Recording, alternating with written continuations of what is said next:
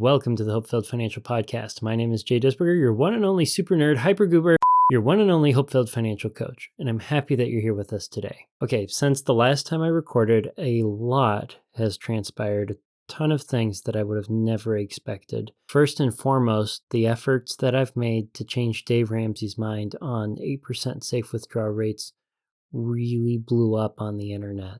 A lot more than I ever could have expected, and there's been some negativity about it that I've seen floating around there, but there've also been some solid, genuine curiosities that I've been overjoyed to see. I've seen some of you in the comments genuinely asking why Dave is wrong here and seeking answers so that you can better understand your retirement plan, so that you can better understand your own finances with the end in mind. I think that's awesome. I also had a couple individuals reach out to me and ask me if I could share my story with them, specifically the story about what it was like calling into the Dave Ramsey show, what my motives were. I covered that all last week myself. But if you're curious about the interviews I did, the first one was on the Money Happy Hour podcast with Tom, the savings captain. And the second interview was with David McKnight on the Power of Zero podcast. He has a YouTube channel where you can see a video version of that interview. And even though I showed this article briefly on last week's episode, it seems to be the consensus of everyone who follows the HopeFilled Financial Podcast that you want to see it in more detail. Without further delay, this here is the article that I saw before calling into the Ramsey show. Now, I've used the Wayback Machine because it was taken down. Dave Ramsey no longer supports the information that's in this article because it contradicts his current position on safe withdrawal rates. And I want to make this clear that Dave Ramsey no longer supports this article. This isn't an endorsement of Dave Ramsey's position, nor is it representative of Ramsey Solutions' position anymore. Unless that is, something has changed between now when I've recorded this and when it's getting published. For the record, I'm recording right now on the evening of November 15th. So the name of the infamous article is 3 Ways to Make Your Post-Retirement Plan Last. If you're watching the video version of the podcast, you'll see that this article was last updated, at least the captured version of it, on September 27th, 2021. The one that I saw had an update that was much more recent, but this is the closest we get. So let's read into it. You've worked hard over your wage-earning career to accumulate a nest egg you're proud of. You've saved, invested, and planned, and now it's time to think about the next step. Withdrawing your savings. If you're close to retiring, and even if you have a decade or two to go, be sure to set yourself up for financial well-being all the way through your twilight years. Here are 3 ways to make the most of your retirement savings. I think that's a really hopeful message to get things started. Point number 1 is before you retire, pay off all debt, including your mortgage. And I sincerely agree with this advice personally. I think it's very healthy for all of us to hear. A recent survey by Transamerica Central for Retirement Studies found that Americans born between the years 1946 and 1964, known as baby boomers, are heading toward retirement, still carrying a significant amount of debt. The survey found that 75% of baby boomers have some form of household debt, including credit cards, mortgages, and car loans. Debt in retirement will shackle you to payments, which can bust your post-retirement budget. If you're nearing retirement, slash your debt now with gazelle intensity. That's right, car loans, consumer debts, and even your mortgage need to go. Start by listing out all your debts, smallest to largest, to determine how much you owe. Next, calculate how long it's going to take you to pay off the debt and how many years you plan to continue working. If you can get rid of all your debt before you retire, great! Get busy and clear the debt. However, if you think there's no way to clean up the debt before you retire, you might need to make some drastic changes. First, consider working a few more years so you can retire debt-free. That can be a tough call if retirement is just around the corner, but retiring without a financial and mental burden of debt will be well worth the effort. Another option to consider, downsize your home. While your home is your biggest asset, it could also be your biggest roadblock to becoming debt-free before retirement. In fact, the average baby boomer is carrying more than $178,000 in mortgage debt. Now, keep in mind, selling your home to pay off debt is not the right solution for everyone.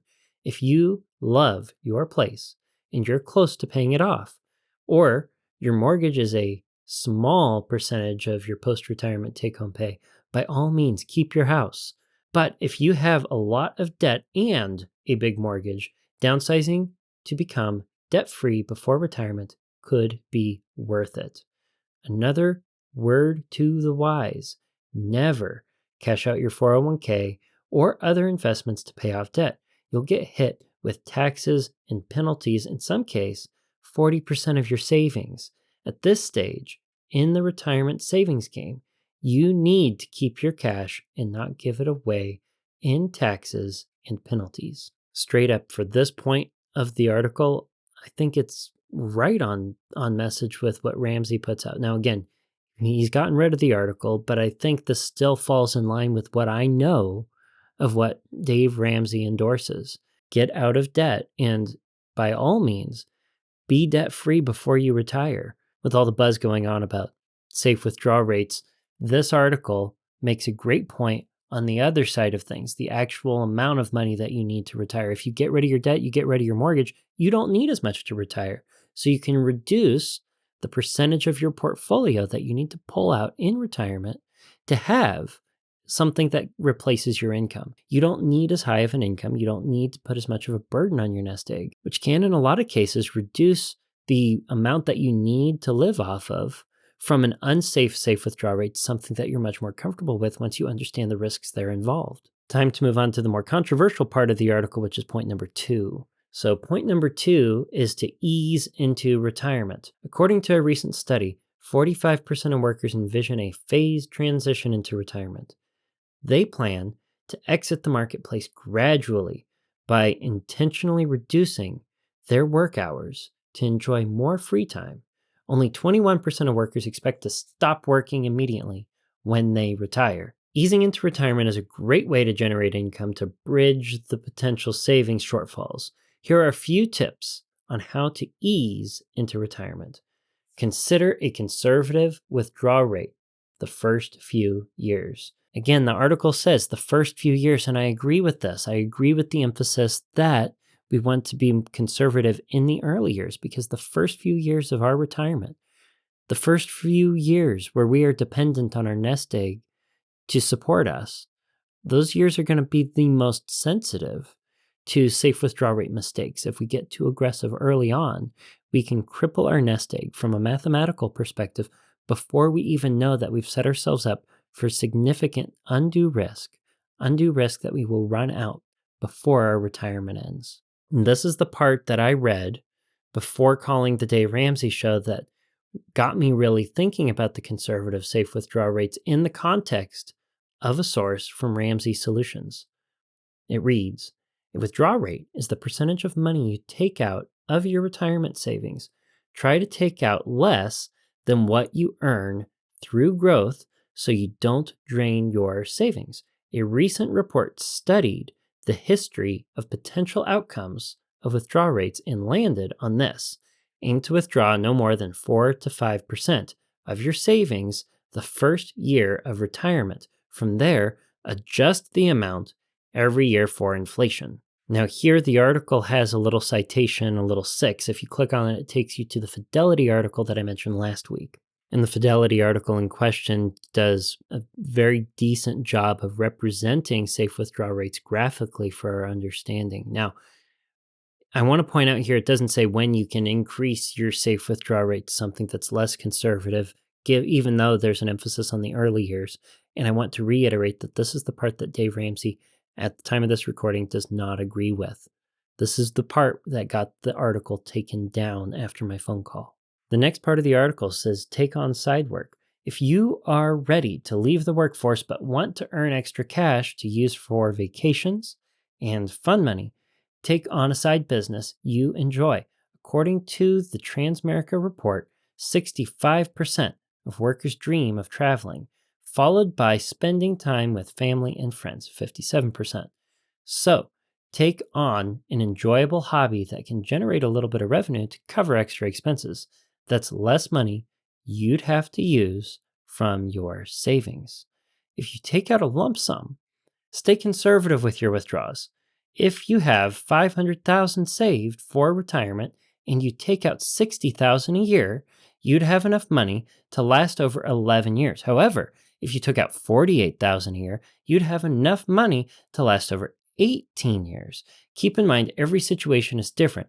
Each investment comes with its own unique tax implications and withdrawal fees. So be sure you check with your advisor to understand what's required when you withdraw your funds. Bottom line, create a plan with the help of your advisor that makes sure you have enough savings for a comfortable retirement. I like everything that this part of the article has to say. I especially appreciate the idea that while in retirement, you can still generate some income in order to reduce the burden on your nest egg. Now, I'm not necessarily endorsing that you plan to depend on having some sort of hobby side work or part-time work in retirement, because some of us will run into health situations that makes it very difficult for us to continue working in our retirement years. So I'd much rather you save earlier on to have a large enough nest egg that you don't need to work. You choose to work because you want to. You do it because it's something that's fun. And you do it because it's your passion. Now, the next part of the article is a fun example that, had this not been taken down, I probably would have used to make reference to Dave Ramsey's opinion on safe withdrawal rates, whether he's talking about a dynamic withdrawal rate that is relative to a rolling nest egg or the constant dollar method that was popularized by the Trinity study. And so scrolling down here, they have a little graphic. If you're not watching the video, I showed it last week. It's very similar to the graphic in the Fidelity source that they had, their citation number 6. But they basically outline exactly how the 4% rule works with the constant dollar method. I'm not going to bother rereading through the whole thing. You can look up constant dollar method stuff in the Trinity study if you're not familiar with it at this point, or go back to some of the past episodes where I've covered retirement. But they call out the source as Fidelity Investments 2017. That'll take us to now the third part of the article. Know what you have in retirement savings. It's important to have a comprehensive understanding of how much you have saved for retirement, as well as how much you'll need for the future. The Transamerica study found that only 1 in 4 workers have a written financial strategy for retirement, while almost half, 44%, are guessing how much money they'll need in retirement. That's crazy. Get with a financial advisor if you don't already have one to compare the amount you have saved for retirement to the amount of savings you'll need to carry you through your golden years. An investing pro will help you gain a clear picture of what you need to do now to get those numbers lined up by the time you retire. If you're a few years away from retiring, you can estimate your monthly Social Security benefits. Otherwise, if you're decades away from retiring, you'll need to save and invest as if Social Security won't exist in the future. If it does exist, treat it like a bonus. I can get behind that approach because we really don't know what's going to happen to Social Security in the future. It's not a guarantee, even though it has a purpose for existing. It's also a conservative way to make sure that if you fall short of your goal, well, Social Security can catch you for the little bit where you fell short, and you might still be able to retire on time, assuming it's there. Keep in mind that as it stands now, the average Social Security monthly benefit for retired workers is $1,543. Now, recall this is back in 2021. Inflation's way gone up since then. That means if your pre-retirement annual income is $55,000, right now, Social Security will only replace about $18,500 of that for your annual income. That's not a lot.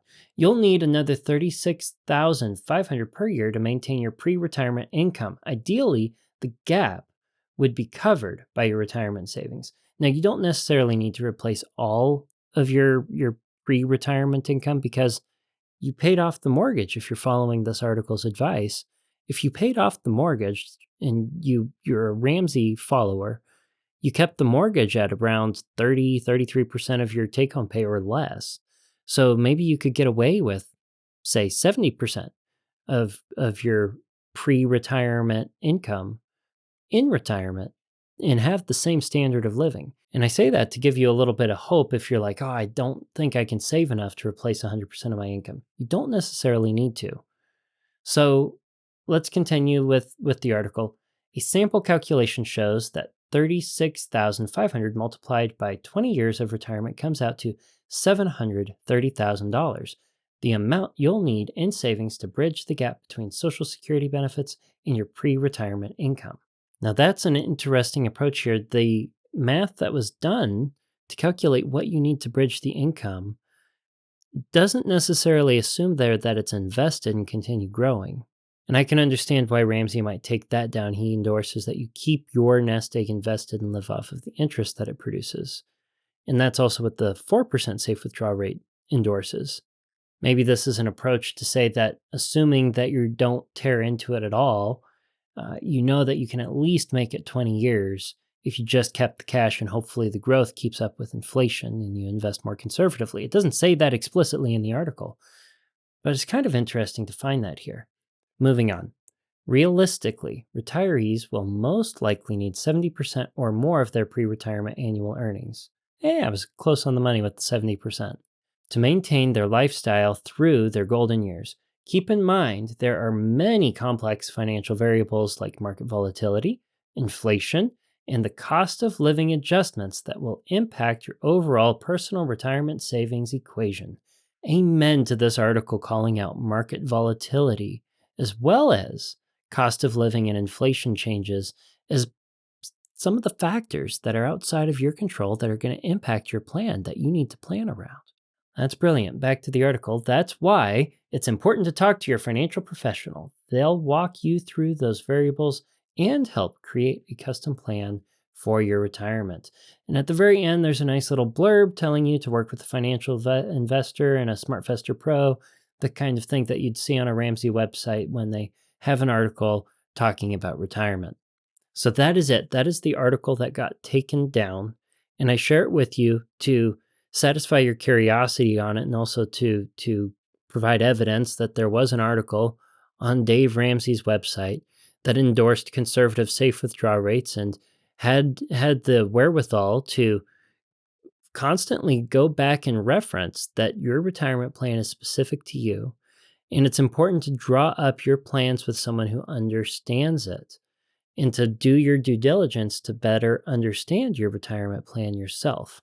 Now it's time to move on to today's main topic and go over the Retire Inspired Quotient tool.